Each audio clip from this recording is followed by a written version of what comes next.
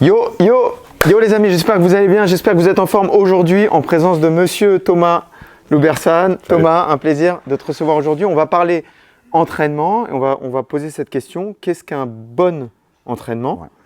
Est-ce que tu veux que je commence sur ma vision un petit peu du bon entraînement? Alors, moi, pour mettre tout ça en perspective un petit peu plus lointaine, je dirais que quand tu commences, la première des choses, c'est s'entraîner. Il n'y a pas vraiment, à partir du moment où tu viens à la salle fréquemment. C'est la première des démarches. La première des démarches, tu vas progresser en venant à la salle. C'est un petit peu comme, je compare souvent ça à la conduite. Quand tu commences à conduire, tu passes du temps sur la route, tu fais des kilomètres, tu conduis mieux. C'est-à-dire qu'en premier temps, on ne réfléchit pas, il faut y aller. On ne réfléchit pas, il faut y aller. En second temps, on va réfléchir d'où qu'est-ce qu'un bon entraînement. Et en second temps, il faut se poser la question. En second temps, je pense que un bon entraînement, ça devient quand on a atteint un niveau moyen et là, on veut vraiment continuer à progresser. Il faut commencer à se poser des questions. Je reprends ce que tu as dit pour le grand public. Donc, si à un moment, on a un niveau d'exigence, la première des choses, c'est déjà faire l'effort d'y aller et de se mettre dedans. Ensuite, il faut quand même continuer à être exigeant. Du coup, à se poser la question, qu'est-ce que la qualité, le truc. Donc, ça, c'est important. C'est ça.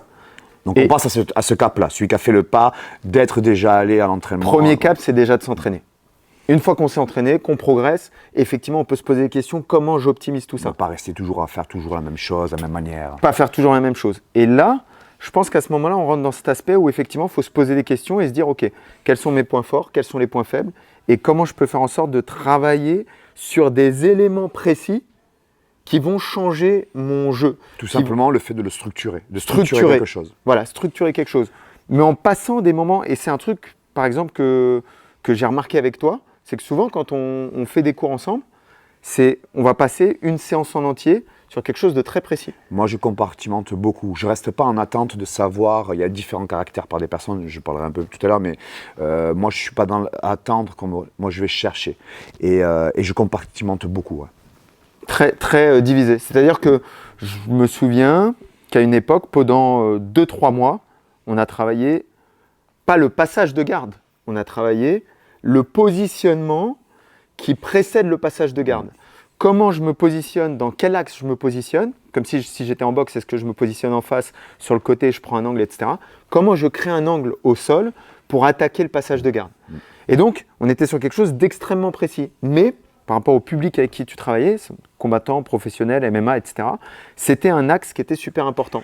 Et ce que tu es en train de parler, en fait, la première des démarches, donc c'est bien que tu aies dit ça en premier, c'est d'y aller. Mais une fois que tu es dedans, c'est savoir prendre ce recul. Parce que sinon, tu t'aperçois que tu as visualisé le sport par ce qui s'est dégagé, donc passer, finir, la soumission, la finalisation, donc la fin.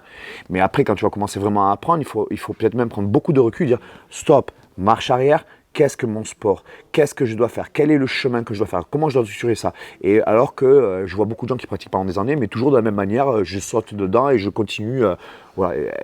Est-ce qu'il n'y a pas plus de loisirs que de côté à évolution et structuration? Est-ce que ce n'est pas une erreur de certains combattants aussi, pour lesquels, quand ils échouent en phase de compétition, leur réponse à cet échec, parfois, c'est « je dois plus m'entraîner ». Et c'est pour ça que tu expliquais tout à l'heure, si tu reproduis la même schématique pendant des années, effectivement, il y a des problèmes. Et le jour où tu dois devoir résoudre une défaite ou autre, c'est que est-ce que tu as travaillé tous les compartiments? C'est pour ça que moi, je parle souvent de compartiments et de chercher un équilibre là-dedans. Alors, quand tu parles de compartiments, pour toi, c'est quoi les différents compartiments? Donc moi, par exemple, qu'est-ce qu'un bon entraînement? Pour moi, je te prendrai un exemple extérieur pour essayer de ramener ça à l'interne du combat. Par exemple, souvent, les gens, la première erreur à ne pas faire, c'est de croire que déjà, un bon entraînement, c'est synonyme à la quantité de la sueur et de l'effort et de la difficulté. Tu sors et tu dis « Waouh, aujourd'hui c'était top, c'est fort ». Non, tu t'es battu aujourd'hui, mais ça ne veut pas dire que tu as fait un super travail. Tu peux être très frustrant en faisant un très bon travail. C'est-à-dire que tu peux venir faire un détail de main, hop, j'ai fait un détail, hop, pendant 1 heure, je sors, mais très frustré. Donc, il faut faire attention à notre attente. Pourquoi là, on revient au début, je suis venu dans le sport avec ça, j'ai découvert comme ça, mais en fait, je m'aperçois que c'est autre chose et il faut travailler d'autres choses. C'était pas ma première truc de découverte. Est-ce que c'est pas la maladie un peu du combattant, ça? Parce qu'il en veut, il aime le combat par définition, et du coup, quand il vient à l'entraînement, il fait qu'une chose, ils enferment. Mais si on s'aperçoit qu'il y a des combattants de plus haut niveau, c'est des gens qui sont allés chercher d'autres angles, d'autres visions et d'autres choses. Donc, je reviens à dire, par exemple, moi, je prendrais l'angle de l'école, le fait qu'il soit très structuré pour apprendre à quelqu'un. Si un bon sparring, on le compare à un schéma à l'école, ça serait quoi? Le sparring, c'est le devoir à la maison. Non, pour moi, ce serait un contrôle pour surveiller. Le contrôle avant l'examen final? Après, tu aurais les test matchs, ce serait les examens blancs, et le fight, ça serait l'examen final, le Ok, bac. dans ce cas-là, ok, oui. Les devoirs à la maison, moi, je dirais plutôt que c'est ton travail à toi à C'est ton faire. travail Tu vas perso. chercher tes soumissions et tout ça. Il ne faut pas l'attendre du professeur, parce qu'un club peut être très bon et un club peut être très mauvais. Si, par exemple, tu viens dans mon club, moi, je suis quelqu'un de lutteur et top position, et que tu aimes les clés de jambes et de dessous, je ne suis pas un bon professeur pour toi. Ça, c'est tes devoirs à la maison.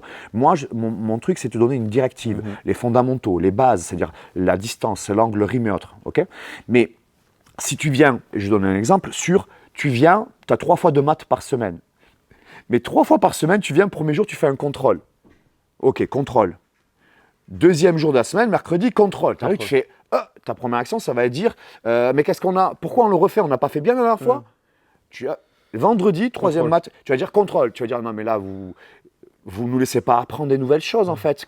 Contrôle sur quoi On n'apprend rien, on n'a pas le temps de l'assimiler et autres. Donc, tu vois, c'est pour ça que je dis, après le travail à la maison, il serait autre. Donc, le sparring, pour moi, ce n'est qu'un contrôle. Ça veut dire que tu dois passer un temps à entendre des choses, à percevoir des choses, l'appliquer, dans le comprendre c'est une chose, l'appliquer c'en est une autre, le mettre en pratique à 20%, c'est là où ça peut être intéressant de travailler avec des filles qui ont moins de rapport de force, mais plus de mouvement et de rondeur. Ça, c'est savoir travailler avec, par exemple, elles peuvent nous servir à ça. Un élément perturbateur, tu apprends un débutant qui est foufou, laisse-le être foufou, mais c'est un élément, quelqu'un qui peut t'aider avec des éléments perturbateurs. Bref, donc, qu'est-ce qu'un bon entraînement? C'est quelque chose de compartimenté et de comprendre. Le sparring, ça ne sert à rien de le faire si tu n'as pas travaillé et que tu n'as pas un but sur ce contrôle-là. C'est ça. Tu contrôles quoi, en fait? Tu contrôles quoi? Tu vois? Donc, tu vas prendre... Voilà. Et c'est là où peut être des préparations à un contrôle, ça peut être des travails à thème, des sparring à thème et autres. Et du coup, tu as une structuration.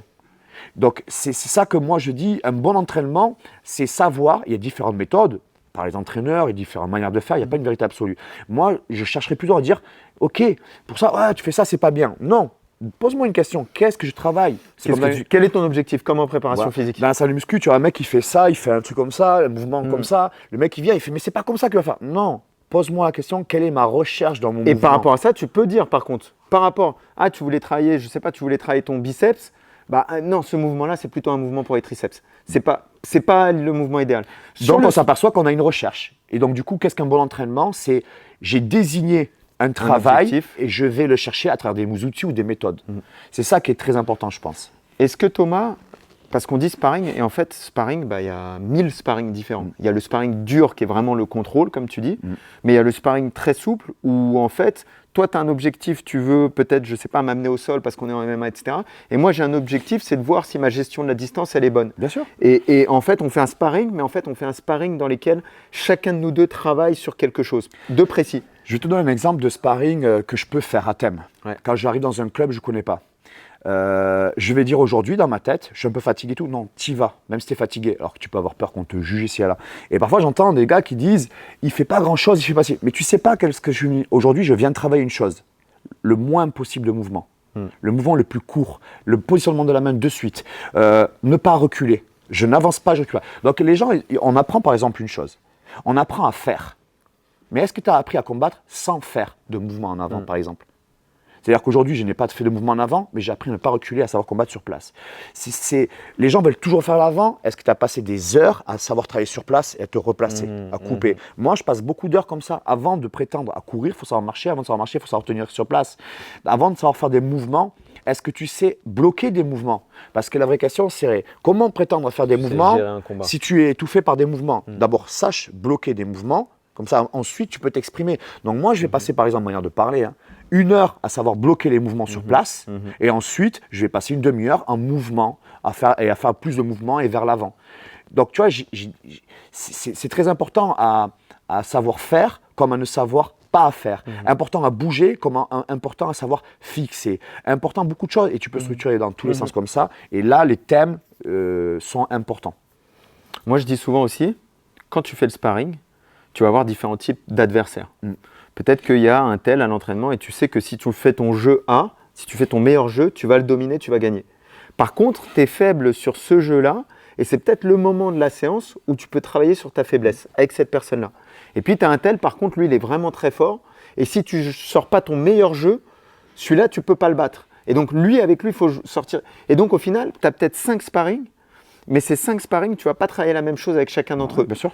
Il y en a un où tu veux gagner vraiment, Ouais. il y en a un où tu veux progresser, et puis il y en a un où tu veux te mettre en difficulté parce que tu sais que la défense ou ton jeu sur place, c'est ton point faible. Et ça, tu veux- tu pourrais attaquer plein d'angles comme ça. Moi, par exemple, je me force à tourner dans les clubs régulièrement. Certains Dans vont- d'autres clubs que le Dans tien. d'autres clubs. Parce que déjà, certains vont dire c'est une instabilité, il fait que bouger. Mais c'est une qualité.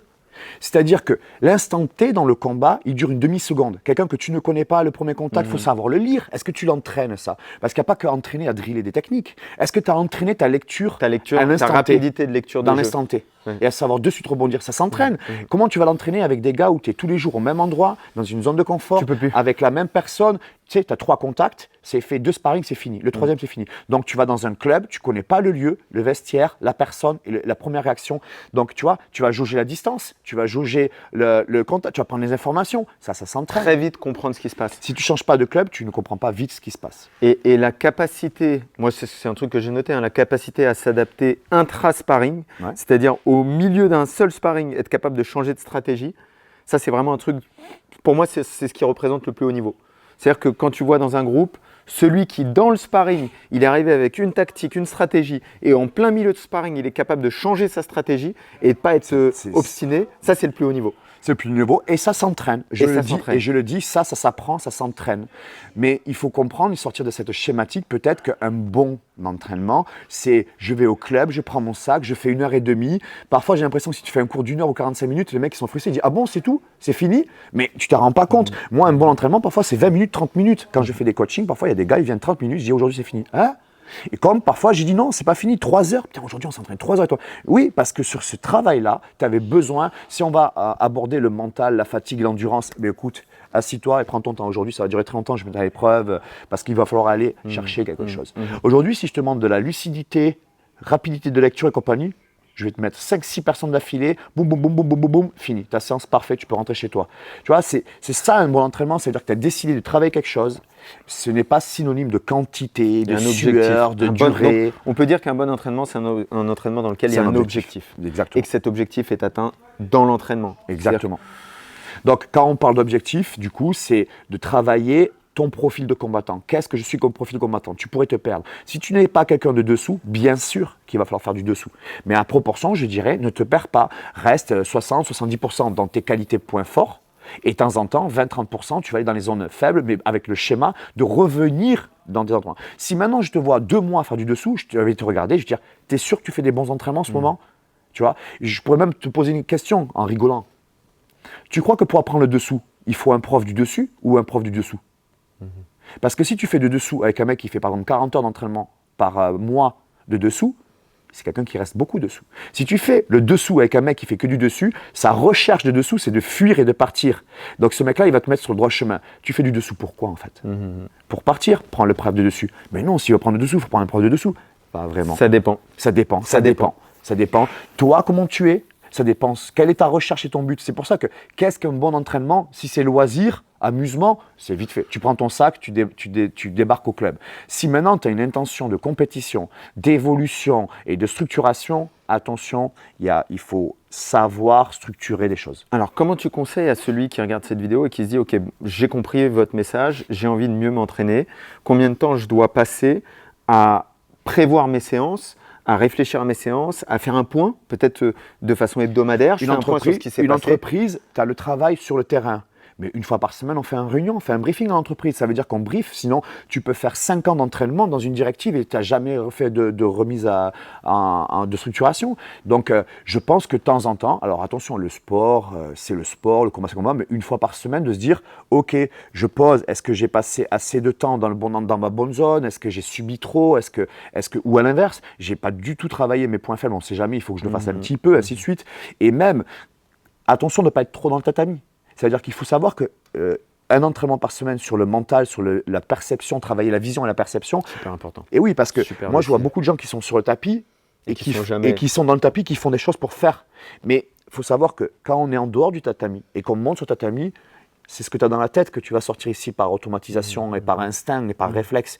Donc, améliore surtout ton jeu dans ta tête, structure-le, parce que tout ce qui va faire sur le chemin du tatami, le stress, le regard des gens, l'ego, le lieu, c'est des zones perturbantes. Quand sur le combat, l'adversaire vient en plus te perturber avec des mouvements et sa recherche de te gagner. Donc, tu vois, l'objectif pour moi, ce serait d'avoir une vision claire et nette d'un chemin et d'un jeu que tu dois imposer, garder, et que tu dois t'entraîner pour le garder, et gagner ton tournoi, gagner ta finale et gagner tes trucs. Quelque chose de très personnel finalement. C'est pas nécessairement, c'est une discussion que tu peux avoir avec ton entraîneur, mais c'est aussi quelque chose de très personnel, c'est s'apprendre à se connaître soi-même. C'est un sport individuel avec quelqu'un.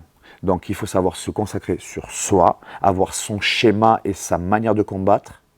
Mais attention aussi, il faut céder d'expérience à l'extérieur et faire attention que l'extérieur aussi ne vienne pas te perturber. Le combattant va venir te perturber comme un coach. Peut aussi trop s'imposer à te dire tout ce qu'il faut faire, mais tu n'es peut-être pas le même style animal. Si toi tu es un gorille, toi tu es un anaconda, je ne combats pas comme toi. Alors attention à ça aussi. C'est pour ça que j'enseigne beaucoup sur les fondamentaux et les bases, parce que ça c'est universel. Le retrait, le rythme, la gravité, la distance. Les principes qui s'appliquent dans tous les arts martiaux. Voilà. C'est pour ça que moi, en entraînement, je ne dis pas les techniques qu'il faut faire. Je risque d'influencer avec mon choix d'être haut sur la guillotine. Voilà. Thomas, tu as ouvert beaucoup de portes qu'on établira peut-être dans d'autres vidéos, mais en tout cas, beaucoup de portes qui sont ouvertes, beaucoup de sujets super intéressants. On rappelle le principal là-dessus. Se poser des questions par rapport à soi-même. Quitte à faire des erreurs, mais prenez une ligne de conduite et ayez cette recherche de définir votre profil. Et définir son profil, avoir un objectif quand on vient s'entraîner. On ne vient pas s'entraîner parce qu'on vient s'entraîner, on sait pourquoi on vient s'entraîner. Si vous êtes, avant qu'il coupe, pardon, bien sûr. Si vous êtes, on ne peut pas être fort partout. Décidez déjà si c'est plus dessus ou dessous. Votre type de lutte, gréco, libre, ainsi de suite. Définissez votre profil comme un jeu Tekken, choisissez votre joueur et essayez d'être le meilleur là-dedans. Ensuite, c'est d'affronter tous les autres types de joueurs qu'on pourrait avoir. Les amis, abonnez-vous, likez, commentez, strongpeople.tv. Je vous dis à très bientôt. Ciao.